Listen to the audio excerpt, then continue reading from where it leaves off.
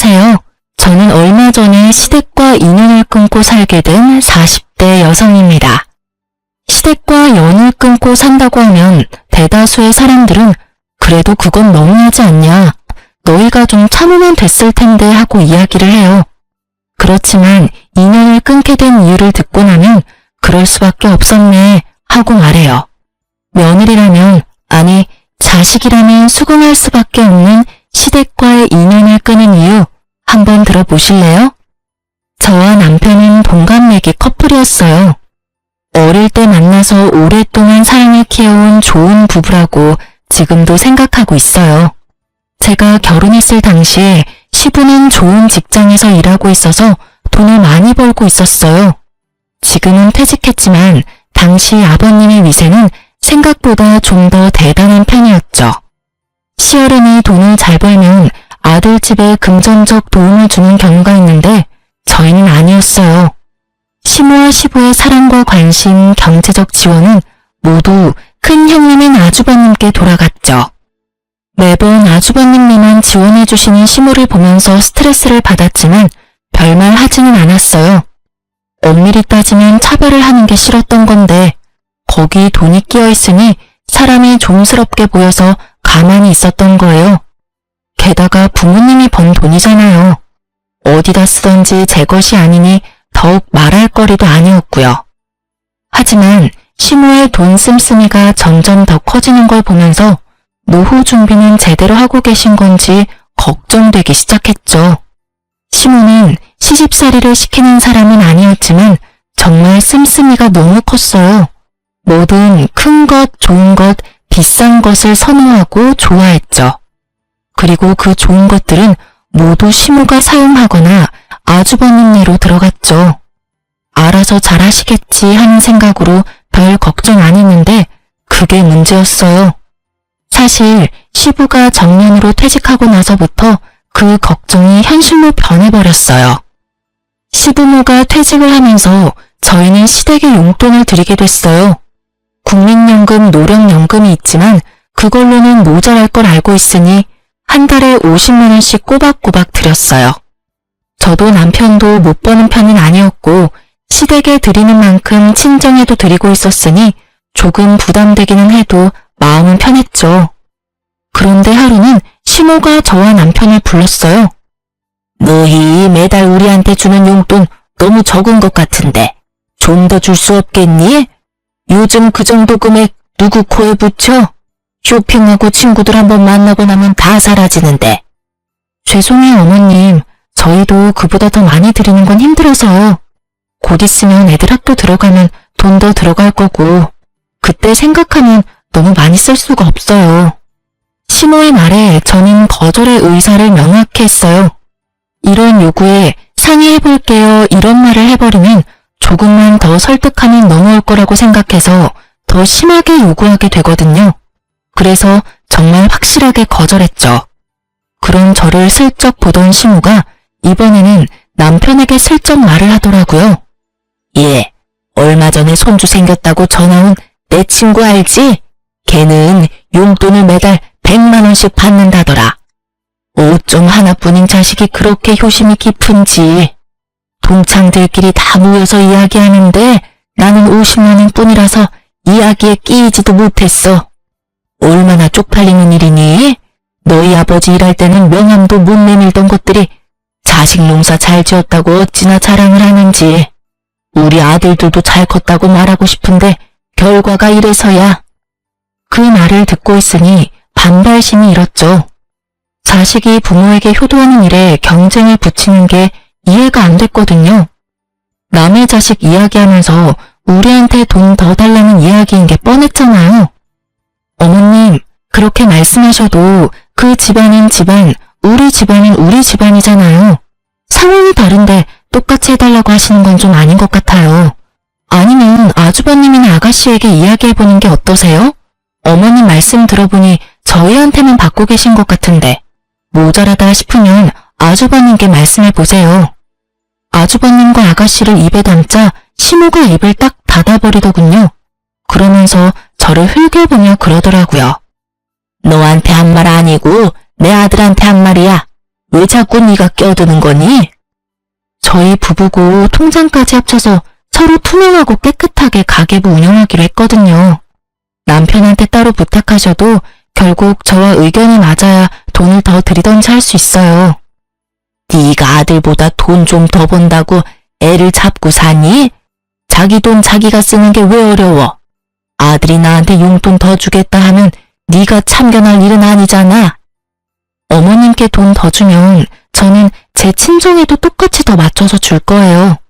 어머님이 얼마를 더 올려달라고 원하시는 건지는 모르겠지만 그 금액의 2배만큼 돈이 더 나갈 거라고 생각하면 간단하게 올려서 드릴 수 있는 일은 아니죠. 그럼 넌 내가 거지처럼 살아야 된다는 거니? 저는 그렇게 말한 적 없어요, 어머님. 그치만 이제는 씀씀이를 좀 줄이시는 게 좋을 것 같아요. 예전처럼 쓰시면 당연히 돈이 부족하다고 느낄 수밖에 없으니까요. 저는 이때다 싶어서 시모에게 말했어요. 이제 아버님이 월급을 받지 않으시니 가게 규모를 좀 줄이시는 게 좋을 것 같아요. 네가 뭔데 돈을 쓰라 말아야? 우리 집 일은 알아서 할 테니 신경 쓰지 마라. 이 이야기는 다음에 하자. 결국 이야기는 마무리되지 못했고 저희는 집으로 왔죠. 남편은 난감한 표정으로 그러더군요. 여보, 미안해. 아버지 퇴직했으니 절약하시라고 말은 했는데 내 말은 안 들으셔. 기분 안 좋았지? 기분 나쁜 건 아닌데 걱정돼서 그래. 연세 드실수록 자식들이 부모 부양하는 건 당연하잖아. 그런데 저렇게 돈을 많이 쓰시면 나중에 감당이 안 되잖아. 당신이 말해도 내가 말해도 듣지 않으시면 아주버님께 말해볼까? 형님한테? 형님 아가씨하고 이야기해서 용돈 드리는 거 확실하게 정리하는 게 맞는 것 같아.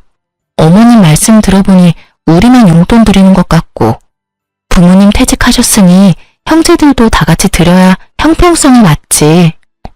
그렇게 아주버님과 아가씨를 저희 집에 초대해서 말했어요.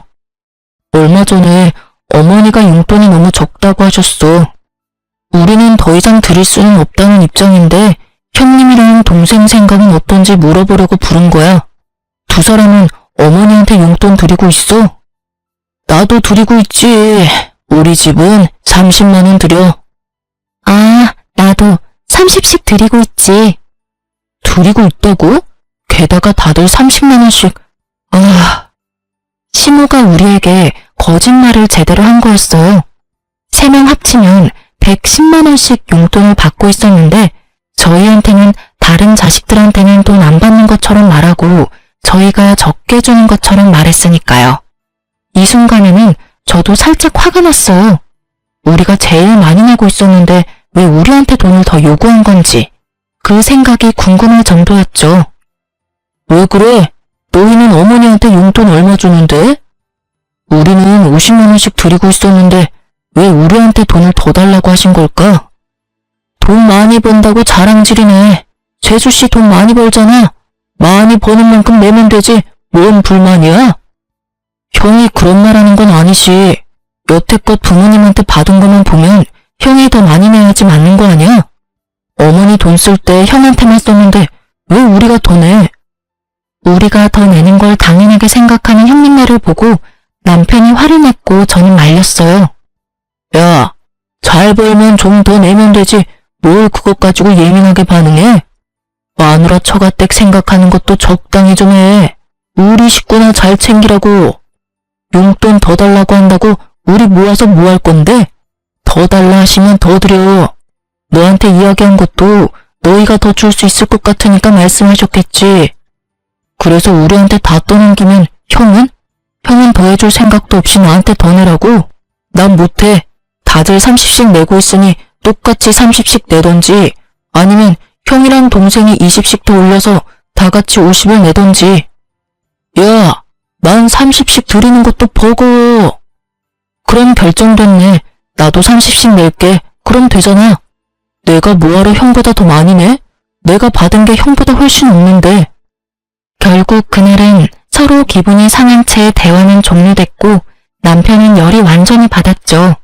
그리고 저도 아주버님의 행동에 질리기는 마찬가지였어요. 우리한테 모든 걸 미루는 것도 열받았지만 저한테 빈정대듯 말하는 것도 짜증났거든요.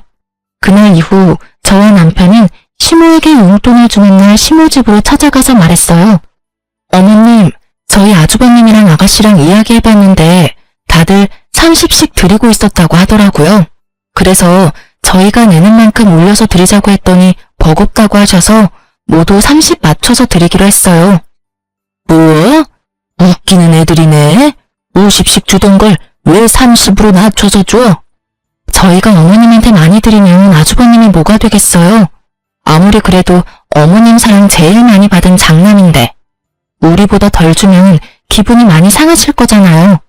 그리고 형제 자매들끼리 이런 돈 문제는 확실하고 차별 없이 하는 게 문제가 생기지 않거든요.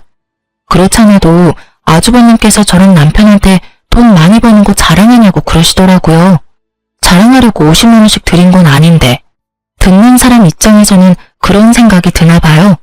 그래서 30만 원으로 줄인 거니까 어머님이 이해 좀 해주세요. 그래도 줬다가 다시 줄이는 건? 아주버님 생각도 해주세요. 저희만 좋자고 계속 많이 내면 아주버님도 아가씨도 기분 안 좋을 거예요. 이해해주세요. 제 말에 시모는 아무 말 못하더군요. 저희를 속인 데다가 아주버님의 생각까지 듣고 나니 더 달라고 요구는 못하겠나 보더라고요. 그러다가 저희한테 물어보더군요. 너희 그럼 친정에도 적게 주니? 네, 저희 친정에도 30만 원으로 줄여서 드린다고 했어요. 친정에서는 별말 없으셨거든요. 달라고 해서 드리는 것도 아닌데 너희 주는 대로 받겠다고 하셔서 공평하게 줄여서 드리기로 했어요. 그 말을 듣고서는 아예 포기한 것 같더군요. 결국 시모는 용돈 더 달라고 했다가 용돈이 도리어 줄어들어 버렸죠. 차라리 용돈 올려달라 말하지 않았으면 계속 50씩 받을 수 있었을 텐데 괜히 욕심내시는 바람에 도리어 20만 원 줄게 됐으니 그렇다고 형제들 다 30씩 주는데 저희는 50 드리는 것도 그렇고 결국은 이렇게 정리되어서 저희는 참으로 다행으로 생각했어요. 그 이후로 시모는 더 이상 저희에게 용돈을 요구하지는 않았어요. 하지만 뭔가 사야 할 때만 연락 와서 사달라고 하는 경우가 더 늘었죠. 용돈은 용돈대로 쓰고 필요한 건 필요한 대로 저희한테 사달라고 하시는 건데 그것도 나중에는 형님과 아가씨에게 말해서 돈을 거뒀더니 나중에 시모가 그 사실을 알고 나서는 요구하지 않더군요. 아주버님이 뭐라고 하셨는지 아니면 아주버님 고생시키는 게 싫었던 건지는 모르겠지만 저희 생각을 해서 그런 건 아니라 생각하니 참으로 마음이 착잡했어요. 그렇게 시모의 낭비가 사라지는 건가 싶던 어느 날 시모가 저희를 시댁으로 불렀어요. 너희도 알다시피 이 집 너무 좁아서 이사를 가야 하는데 돈이 좀 부족하구나. 너희 집보다 3억 정도는 더 줘야 들어갈 것 같은데 너희가 돈 좀 보태주지 않을래? 그냥 공짜로 내라는 건 아니야. 너희가 돈 보태주면 새로 이사할 집 너희에게 줄게. 어떠냐? 저는 솔직히 이해가 가지 않았어요. 보통 이렇게 연세가 들어서 이사를 하는 거면 애들도 다 제 가정 찾아 나갔으니 두 분밖에 살지 않아서 더 작은 집으로 가잖아요. 그런데 저희 시모는 더 큰 집으로 이사를 가겠다고 하더라고요. 두 분이 살 건데 더 좋은 동네, 더 비싼 집을 찾는 거 보니 시모의 낭비벽이 사라진 게 아니라고 생각했죠. 그렇지만 이야기를 들어보면 나쁜 이야기는 아니었어요. 저희는 시댁 친정 도움 없이 저희 돈으로 전세로 신혼집을 마련했거든요. 그래서 언젠가는 자가를 가져야 하는데 이 집을 살 때 돈을 대주고 그 집 명의를 얻을 수 있는 건 도리어 더 낫겠다는 생각이 들었죠. 그렇지만 저희도 마냥 돈을 드릴 수는 없었어요. 시모의 낭비벽을 알고 있으니까요. 어머님, 좀 더 작은 평수로 가면 돈 안 빌려도 되는데 굳이 큰 집으로 가시려는 이유가 있을까요? 나더러 이거보다 더 좁은 집에서 살라는 거니? 나는 그런 닭장 같은 데서는 못 살아. 공짜로 해달라는 것도 아니고 너희 집으로 명의 돌려준다니까. 일단 살 때는 내 명의로 하더라도 나랑 네 아버지 돌아가시면 그 집 네 집 될 건데. 남편과 상의하고 저희는 돈을 빌려드리기로 했어요. 물론 그만큼의 목돈이 있는 건 아니고 저희가 가진 목돈을 다 넣으면 저희가 급할 때 쓸 돈이 없으니 대출을 진행하도록 하고 저희가 그 대출금을 갚는 형태로 하기로 했죠. 대신 조건을 걸었어요. 차용증을 꼭 쓰도록. 저희가 돈을 갚는 대신에 부모님 사후 명의를 저희 이름으로 돌린다는 내역과 도중에 집 명의를 바꾸지 못하는 경우가 생기면 저희가 낸 돈을 다 돌려받는다는 조건으로요. 시모는 떨떠름한 표정이었지만 차용증에 지장을 찍었어요. 솔직하게 말하면 시모는 그 차용증이 쓸모없다고 생각하는 것 같더군요. 그렇게 저희는 매달 원금이자 합해서 매달 100만 원씩 시모 아파트 대출금을 갚아갔어요. 힘들었지만 양가 부모님께 나가던 돈도 40만 원 줄었고 그 돈에 좀 더 보태면 못 낼 돈도 아니었죠. 그런데 1년이 좀 지났을까 시모가 잠깐 보자고 하더군요. 시모가 이렇게 부를 때는 좋은 일은 아니었기에 가고 싶지 않았지만 어쩔 수 없이 남편과 함께 갔어요. 어머님, 저희 부르셨어요? 그래, 앉아봐라. 내가 곰곰이 생각해봤는데 너희 지금 우리가 사는 집에 들어올 생각 없니? 합가 말이다. 합가요? 갑자기 무슨 말씀이세요, 어머니? 너희 어차피 이 집 명의 가져갈 거면 미리 들어와서 사는 게 낫지 않겠나 싶어서 그런 거다. 큰 집이기도 하고 너희들 들어와 살아도 크기는 충분하지. 그리고 돈 나갈 일도 줄어들 거 아니니? 그렇지만 나는 너희가 들어와 살았으면 싶구나. 우리도 나이가 들었고 둘이서 살기에는 좀 버거워. 너희 신혼집 어차피 곧 있으면 전세 재계약이지? 계약하지 말고 종료하고 들어와. 대신 전세금은 다른 데 쓰지 말고 들고 들어와. 너희 집 전세금은 써야 할 곳이 따로 있으니까. 시모의 말에 저는 그 써야 할 곳이 시댁에 새로 산 집의 대출금을 갚는 일이라고 생각했어요. 하긴 그렇게 갚아버리면 대출금도 사라지니까. 그렇게 생각하던 제 예상을 시모는 완전히 뒤집어 버리더군요. 얼마 전에 친구가 크루즈 여행 갔다 왔다고 하지 않니? 나랑 네 아버지도 이번에 크루즈 여행 갔다 오려고. 친구가 하던 것보다 더 비싼 걸로 갔다 와야 되지 않겠어? 뜬금없는 크루즈라는 말에 저도 남편도 당황했어요. 저희 전세 자금을 시모 호설 여행에 쓰라는 말이었잖아요. 제 귀를 의심했죠. 어머니, 무슨 크루즈 여행 다녀온다고 합가를 해요.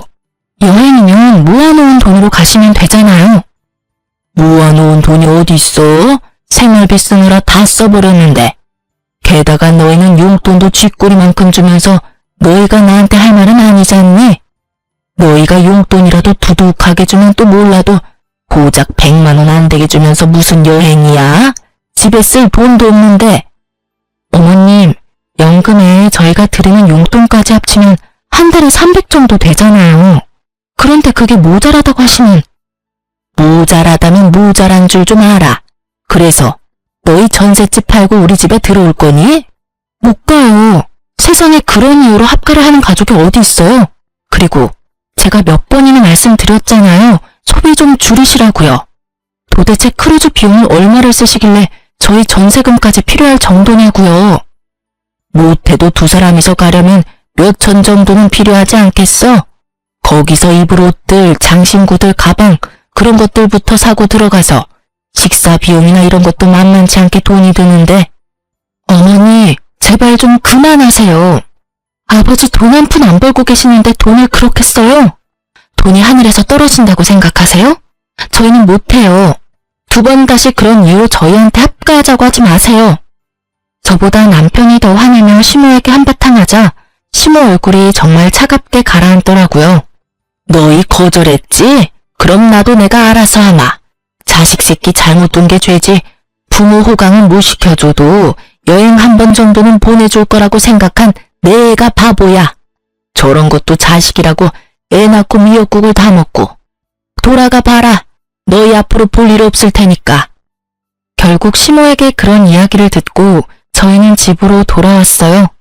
남편은 흥분해서 열을 올렸지만 저는 슬슬 걱정이 되더라고요. 알아서 하시겠다는 말이 뭔지 몰라서 궁금해졌거든요. 무엇이든 상상 이상을 보여주는 시모라서 정말 몇 날 며칠을 끙끙대며 시모의 다음 행동을 예측했는데 몇 달간 시댁이 조용했어요. 시모에게 안부차 매주 전화를 드렸었는데 그날을 기점으로 전화도 받지 않으시더라고요. 그래서 저는 남편에게 말해서 아주버님께 시모가 어디 있는지 물어보라고 했죠. 형님, 어머니 연락이 안 돼서 그러는데 어디 가셨어요? 얼마 전에 크루즈 여행 간다고 두 분 같이 가셨어. 꽤 긴 일정이던데 거의 한 달 일정이더라고. 금액도 엄청 들었어. 결국 크루즈 여행 가셨네요. 혹시 형님한테도 여행 보내달라고 하시던가요? 그래, 그래서 결국 내가 돈 마련해서 보내드렸어. 너무 좋아하시더라. 돈은 좀 많이 들긴 했지만 그래도 좋아하시는 거 보니까 마음이 좀 편해졌지. 그 말에 저는 안심하면서도 당황했어요. 아주버님네가 그리 넉넉지 못한 상황인 걸 알고 있었는데 그 크루즈 여행에 들 돈을 어떻게 마련했을까 싶었거든요. 그래도 아주버님이 효도 차원에서 그렇게 했다면 뭐 못할 것도 없지 않았겠나 싶었어요. 여태껏 시모에게 받은 것도 많은 장남이니 솔직하게 말해서 받은 만큼 돌려드렸다면 가능했을 금액이라고 생각했거든요. 그렇게 전화를 끊고 그 일에 대해 잊었어요. 그런데 시댁에 집 대출금 내는 날이 되었을 때 문득 그런 생각이 들더군요. 시모가 저희에게 크루즈 여행을 위해 들어와서 합가를 하라고 했을 때 그런 이야기를 했잖아요. 전세금을 자기한테 달라고. 혹시 형님네한테도 똑같이 그런 요구를 했을지도 모른다는 생각이 불현듯 떠오른 거죠. 저는 아닐 거라는 간절한 마음으로 시댁의 등기부 등본을 떼봤어요. 그리고 그 자리에서 굳어버렸어요. 원금과 이자를 매달 우리가 내고 있는 시모의 집이 형님 명의로 어느새 바뀌어져 있더군요. 저는 너무 놀라서 남편부터 불러드렸어요. 여보, 시댁집 명의가 아주버님 이름으로 되어 있어. 뭐? 남편도 너무 놀랐는지 한달음에 달려왔어요. 저와 남편은 놀라고 화난 상태로 시댁으로 향했어요. 집에 갔더니 시모가 태어난 얼굴로 마중나왔더군요. 너희 무슨 일로 우리 집을 찾았어? 나는 너희 부른 적 없는데. 어머니, 집 명의 어떻게 된 거예요? 왜 이 집이 형 명의로 넘어갔냐고요? 그걸 몰라서 묻니? 나는 나 부양하지 않는 자식한테는 이 집 못 줘. 이 집이 내 명의인데 왜 내가 이 집을 너희한테 줘야 해? 웃기지도 않아. 첫째 덕분에 겨우 체면치레 했는데 너희가 나한테 뭘 해줬다고 이제 와서 집 타령이야? 이 집이 온전히 어머님 집은 아니죠. 저희랑 이 집 살 때 무슨 말 했는지 잊으셨어요? 그래, 너희가 돈 내주기로 하고 이 집 산 거는 맞지. 그렇지만 명의는 내 이름이잖니? 내가 뭘 하든 내 마음이지. 그리고 자식한테는 부모를 부양해야 하는 의무가 있는 거야. 너는 그걸 하지 않았고 첫째는 그걸 했지. 그래서 첫째한테 이 집 명의 준 거다. 불만이 있으면 나한테 그 의무를 다 못한 너를 탓해야지. 여기 와서 불평한다고 내가 명의 바꿔줄 것 같으냐? 정말 당당하게 상식 이하의 발언을 하는 시모를 보며 저와 남편은 둘 다 입이 막혔어요. 말이 머릿속에는 맴도는데 하고 싶은 말, 고쳐주고 싶은 말이 너무 많으니 제대로 정리가 되지 않더군요. 어머니, 정말로 이대로 저희하고 척질 생각이세요? 저희와 한 약속까지 어기고. 말하는 도중에 아주버님이 나타나더니 저희에게 버럭 소리를 지르더군요. 야, 집 명의 때문에 화난 건 이해해. 그런데 아무리 그래도 자식이 부모한테 그런 식으로 따지는 건 너무한 거 아니냐? 너희가 이 집 명의를 원했으면 어머니 부탁 들어줬으면 될 일 아니야. 자기들이 부족해서 못한 걸 왜 어머니 탓을 해? 말리는 시누이가 더 밉다고 말리는 아주버님은 정말 얄미웠어요. 남편이 화가 나서 뭐라 하려는 걸 저는 막아섰어요. 그리고 시모에게 말했어요. 어머님이 그렇게 나오시면 저희도 알아서 할게요. 너희가 이제 와서 뭘 할 수 있겠어? 멀리 안 나간다. 시모는 냉정하게 말하고 돌아섰고 아주버님은 의기양양한 승자의 표정을 지으며 저희를 쫓아내더군요. 저는 그런 아주버님을 보며 속으로 비웃었어요. 이 집이 어떤 꼴인지 모르고 저렇게 승자의 기분에 취해 있는지 이제 곧 나락으로 떨어질 생각을 하니 웃겼죠. 저와 남편은 시모와 헤어지고 그날부로 내고 있던 원금과 이자를 내지 않았어요. 사실 여태껏 시모의 통장에서 대출금이 빠지고 있었거든요. 저희가 대출금을 내지 않아도 저희한테는 아무런 문제도 발생하지 않거든요. 당연히 대출금이 상환되지 않으니 시모에게 연락이 갔더라고요. 저는 당연히 저희 대출금을 아주버님이 이어서 낸다고 생각했는데 그게 아니었던지 시모에게서 연락이 왔어요. 너희 대출금 왜 안 내줘? 부모님, 저희가 대출금을 왜 내요? 아주버님 명의로 넘어갔으니 아주버님이 내셔야 맞는 거죠. 어머님한테 그렇게 잘하는 아주버님이시니까 잘 내주시겠죠. 시모의 반응을 보니 그 집에 대출이 걸려있다는 것도 이야기하지 않은 눈치더라고요. 저는 그런 시모에게 한 가지 더 말했어요. 그리고 어머님, 그 집에 저희가 낸 대출금 이자랑 원금요. 거의 2년 동안 내서 거의 2,500 정도 되거든요. 그거 다 돌려주셔야 해요. 차용증 내용 기억하시죠? 돈 빌려드리는 대가로 집 명의 주시는 거였고 집 명의가 부득이하게 바뀌지 못하면 저희가 낸 금액 그대로 돌려주신다고요. 가족끼리 돈 주고받은 건 법적으로 효력이 없어. 넌 그것도 모르니? 그렇게 생각하시고 지장 찍으신 거예요? 그런데 어떡하죠? 가족 간 차용증도 법적 효력 있기는 해요. 그래서 제가 매달 어머님께 꼬리표 달린 돈을 통장으로 넣어드렸잖아요. 빌려드리는 돈이라고 한눈에 알 수 있도록. 통장 이체 내역도 있고 차용증도 세세하게 작성되어 있어서 돈 돌려주시지 않으면 변호사 사무실 찾아갈 거예요. 준 돈은 돌려받아야 하잖아요. 만약 어머님이 안 주신다면 아주버님께 찾아가서 말씀드릴 거예요. 그래도 괜찮으세요? 시모가 잠깐 생각하더니 그러라고 하더군요. 이미 형님은 어머님네서 합가하여 같이 지내고 있으니 어쩔 수 없이 돈을 갚기는 해야 할 거라는 생각이 든 것 같더라고요. 그래서 저는 아주버님께 전화를 했어요. 제주씨, 바쁘니까 나중에 들으시면 후회하실 거예요. 그 집 혹시 대출금 끼고 있는 집인 거 알고 있으세요? 알고 있지. 어머니가 갚고 계신 걸로 아는데. 그럴 리가 있겠어요? 그 대출 사실 저희가 갚고 있었거든요. 어머님이 그 집 살 때 저희한테 돈 보태면 그 집 명의 저희한테 돌려주신다고 하셔서요. 그래서 지금 나한테 따지려고 전화했어? 그럴 리가요. 이미 명의 넘어갔으니 저는 별로 상관없어요. 그런데 문제가 하나 있거든요. 저희가 그 대출금 이제부터 내지 않을 생각이고 이미 낸 것도 다 돌려받을 생각이라서요. 대출이 얼만데? 집 시세 생각하면 그리 큰 돈은 아닐 건데. 대출 지금 한 달에 100만 원씩 꼬박꼬박 들어가고 있어요. 그리고 여태껏 낸 금액은 2,500만 원 정도 되는데 어머님이 못 갚겠다고 하시더라고요. 그러니 어쩔 수 없이 그 집 명의자인 아주버님께 돈 달라고 하는 거고요. 뭐? 달에 100만 원? 그렇게 많이 들어갈 리가 없는데 너 우리 속이려고 하면. 속일 생각 없고요. 그건 어머님 대출 계약서 보시면 아실 거예요. 집 살 때 대출 받았으니까. 거기에 원금이자 명확히 적시되어 있을 거예요. 왜 돈이 그렇게 돼? 계산이 맞지를 않잖아. 어머니 전에 살던 집 가격 생각하면 그 정도나 빌릴 필요가 없어. 네, 집값만 계산하면 그렇죠. 그런데 아주버님은 모르셨나 봐요?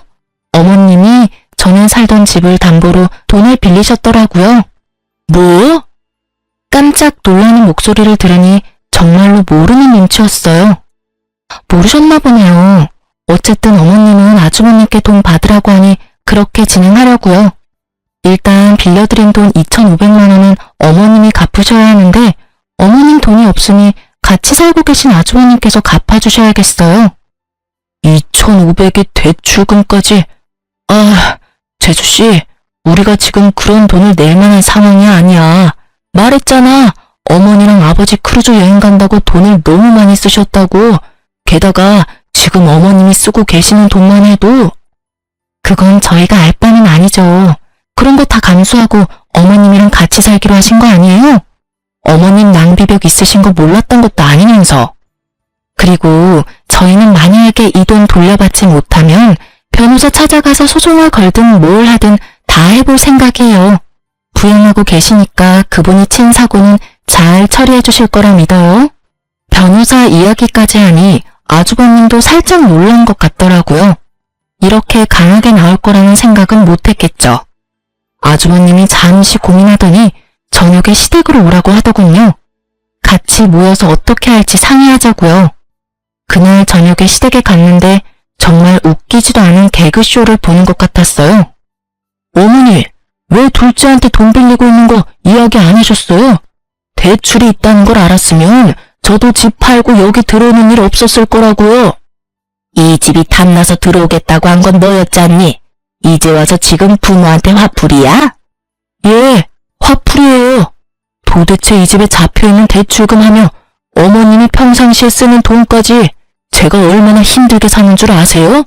와이프 얼굴 보기도 겁난다고요. 나한테 화내지 말고 둘째한테 이야기해. 얘네들이 대출금 내주기로 했으면서 안 내주는 거니까. 그래, 너희도 그래. 어머니한테 준 돈 2,500 어떻게 나한테 그렇게 악착같이 받으려고 하냐? 솔직히 나도 어머니한테 당한 건 마찬가지잖아. 저희랑 아주버님은 시작이 다르잖아요. 저희는 어머님 지원 한 푼 없이 결혼했고 아주버님은 어머님한테 집 받으셨잖아요. 그 집 팔고 들어오신 거는 어머님도 아주버님도 돈 꽤나 남았을 텐데 뭐가 그렇게 아쉽고 억울하세요? 그렇게 치면 여태껏 아무것도 받은 것 없이 부양만 해야 했던 저희는 뭐가 돼요? 아니, 아직까지 그런 걸로 따지면 솔직히 어머니한테 내가 받은 게 많다고 생각하는데 그렇지만도 않아. 우리도 그렇게 많이 받은 거 없어. 집도 이번에 팔면서 적 잡았어. 어머니 크루즈 여행 가는데 준비금이랑 여행비, 쇼핑비 하고 나니 남는 돈이 없다고. 그거야 아주버님 사정이죠. 그래서 저희가 낸 2,500 돌려주실 거예요? 안 주시면 저희도 법적인 조치 취할 거예요. 저희는 아주버님이랑은 다르게 시댁에 한 푼도 받은 게 없어서 증여나 뭐 이런 명목으로 돈 떼일 일 없거든요. 받은 돈이 없으니 돌려줄 돈도 없었어요. 그러나 빌려준 돈은 있으니 다 받을 수는 있었죠. 결국 저희의 맹렬한 저항에 부딪힌 아주버님은 저희에게 2,500을 돌려줬어요. 그렇게 저희는 겨우 원금을 회수했죠. 형님, 어머니, 앞으로는 저희한테 연락하지 마세요. 두 사람이 저와 제 와이프 대하는 거 보고 이젠 질려서 여기 있고 싶지도 않아요. 와이프 보기도 부끄러울 정도라고요. 그러니까 앞으로 연락하지 말고 삽시다. 결국 남편은 시댁과 인연을 끊겠다 말하고 헤어졌어요. 집 밖으로 나오는데 여전히 시모와 아주버님이 큰 소리로 싸우고 있더군요. 현관 밖까지 들리는 고함 소리에 저와 남편은 고개를 저었어요. 그렇게 저와 남편은 집에 돌아왔고 그 이후로 정말 시댁과 연을 끊고 살았어요. 3년 정도 연락 없이 지냈지만 가끔 막내 아가씨가 연락을 주기는 했어요. 그 집안 사람이기는 했지만 결혼해서 조금은 먼 사이가 됐고 남편처럼 어머님의 장남사랑의 피해자인 사람이었으니 연락을 하고 지내긴 하더라고요. 그런데 3년 좀 지나고 저희 집으로 시모가 찾아왔더군요. 저와 남편은 당황했어요. 이렇게 시모가 직접 찾아올 줄은 상상도 못했으니까요. 안으로 들였는데 그때 당시에 저희는 친정 부모님과 같이 살고 있었거든요. 시모는 들어오자마자 그 말부터 하시더군요. 이런 불효자식 같으니 자기 부모는 모실 생각도 안 하고 마누라 부모를 모시고 살아? 여자한테 꽉 잡혀서 살면서 아주 몹쓸 인간이 됐어. 어머니, 그런 말씀 하려고 여기 오신 거예요? 그러면 돌아가세요. 나도 여기서 좀 살아야겠다. 네 형하고는 못 살겠어. 구두쇠 같은 게 돈 한 푼 안 주고 사람을 부려먹잖아. 갑자기 그게 무슨 말씀이세요? 저희 집에 이미 장인 장모님 같이 살고 계시는데. 그거야 내 알 바가 아니지. 여기 네 집이잖아. 그러면 내가 내 아들 집에서 지내겠다는데 누가 뭐라고 할 거야? 너도 내 자식이면 당연히 부모 모실 생각이나 해야지. 치마폭에 쌓여가지고는 사내 새끼가 돼서 이게 무슨 꼴이야? 제 꼴이 어때서요? 어머니, 자식 이용해 먹으려고 했던 사람이 어머니 자신인 거 잊으셨어요? 형님하고 무슨 일로 틀어져서 저한테 찾아와서 괴롭히는 건데요. 저는 어머니랑 같이 살 생각 전혀 없으니까 나가주세요. 너 어떻게 이런 식으로 대해? 너도 내가 돈 없다고 무시하는 거야? 이래서 내가 명의를 먼저 줘버리는 게 아니었는데 네 형도 그렇고 너도 그렇고 사람이 어떻게 그렇게 냉정하니? 네 형은 나를 아주 범죄자 취급을 해. 매번 크루즈 여행 보내준 거, 집 대출금 이야기하지 않은 거, 그런 말 하면서 나한테 화만 내고 나도 할 말 많아. 내가 지한테 얼마나 많은 걸 해줬는데 어떻게 그놈이 나한테 이런 모욕을 줘? 어머님, 아주버님이 나쁜 마음이셨으면 이미 어머님 내쫓았겠죠. 그런데 내쫓지 않고 집에 같이 산다는 건 나쁜 마음에서 그러는 건 아니실 거예요. 나쁜 마음이 아니면 그게 뭐니? 돈을 한 푼을 안 줘. 친구들 만날 때 옷 좀 사입으려고 했더니 고작 그것도 못하게 받고 한 달에 용돈을 꼴랑 30만 원만 주는 게 너무하잖아. 게다가 너희도 그래. 꼴랑 집 명의 바꾼 걸로 마음 상했다고 부모한테 주는 용돈을 안 주면 어떡하니? 어머니, 저희도 연락 없었지만 저희한테 연락 주신 적도 없는 게 어머니예요. 어떻게 여태껏 한 번도 연락 없으시다가 또 본인 필요할 때만 나타나서 부모 자식 운운하시는 건데요. 화내며 소리 지르는 남편을 제가 달랬어요. 어머님, 아주버님 좋아하셔서 아주버님한테 집 명의 주셨잖아요. 그러면 아주버님 곁에 계시는 게 가장 행복하실 거예요. 조용히 있으면 먹고 자고 쉬는 데는 문제 없으시잖아요. 그렇죠? 제가 저번에도 말씀드렸지만 씀씀이만 줄이시면 다 좋게 해결될 일 같네요. 나는 싫어. 어떻게 이렇게 없이 살아? 해야 할 게 얼마나 많은지 아니? 게다가 얼굴만 마주치면 잔소리까지 하는 아들까지. 내가 시집을 다시 왔나 싶을 정도야. 아이고, 그러니 내가 너희한테 찾아왔잖아. 너희도 내 자식이고 응당 자식이라면 부모를 모시는 게 맞지. 지금 당장 사돈댁 내보내고 나 들어갈 자리부터 마련해라. 정말 막무가내도 이런 막무가내가 없더라고요. 시무가 아주버님네서 어떻게 지냈는지 아가씨에게 들어서 잘 알고 있던 우리는 지나가던 개에 물린 느낌이었어요. 아주버님의 분노가 대단하다고 하긴 하더라고요.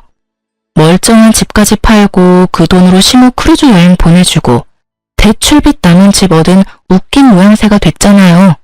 더 큰 집에서 편하게 살 줄 알았는데 그 집에는 대출이 가득 잡혀 있었고 사람 잡는, 아니 돈 먹는 어른까지 있었으니 말이죠.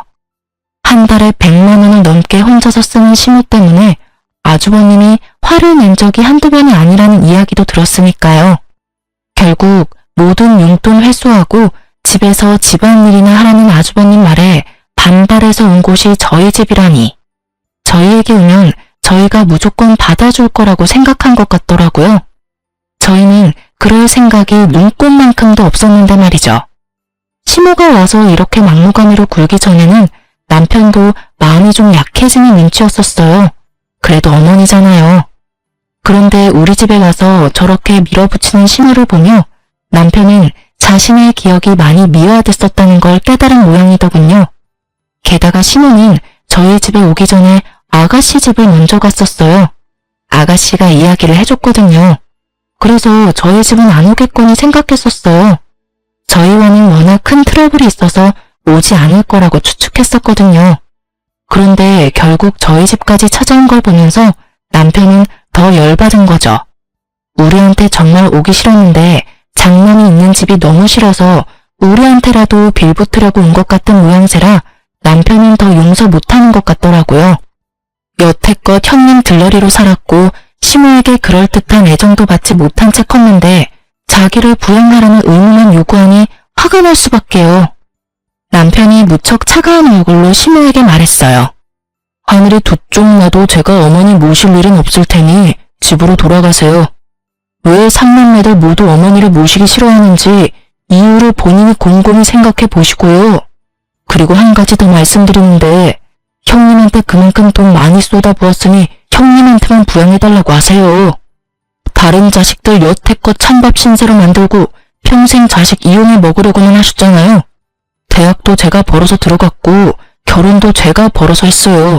결혼 후에도 저희한테 돈만 요구하셨잖아요. 염치라는 게 있다면 저희한테 와서 될 일은 아니죠. 우리가 무슨 이유로 어머니랑 연 끊은 건지 잊으셨어요? 어머니가 형님만 자식으로 생각했듯이 저도 부모 없는 셈 칠 테니까 여태껏 해왔던 대로 연락 없이 지내요. 결국 남편은 아주버님께 전화해서 어머니 모시고 가라고 했어요. 아주버님은 너희가 모실 수 있으면 모시라는 식이어서 남편이 또 화를 낼 수밖에 없었죠. 시모가 집을 나가버리기를 원하는 아주버님의 모습에 남편은 시모를 직접 차로 태워 시댁으로 데려다 줬어요. 두 번 다시 찾아오지 말라고, 이번에 찾아오면 진짜 호적파고 나가버릴 거라고 으름장을 놔버리더군요. 그렇게 강하게 반발하는 남편의 모습을 처음 봤는지 너무 놀란 시모는 그 이후로 연락을 하지 않았어요. 아가씨가 시모 소식 전해주려고 할 때마다 남편은 어머니 이야기 입 밖에도 내지 말라며 화를 내니 할 수가 없는 거죠. 아주버님네와 시모의 싸움에 등 터지는 아가씨는 그나마 저한테 시모와 아주버님의 근황을 알려주더군요. 시모가 화려하고 사치스러웠던 생활을 잊지 못하고 결국은 아주버님 카드로 카드론을 받아 쓴 바람에 아주버님에게 혼나고 지금은 조용히 식모처럼 살고 있대요. 한 번만 더 돈 때문에 사고치면 시모가 가지고 있던 비싼 물건들 다 팔아치워 버린다고 했대요. 그리고 시모는 요양원에 데려다 주겠다고 말했다더라고요.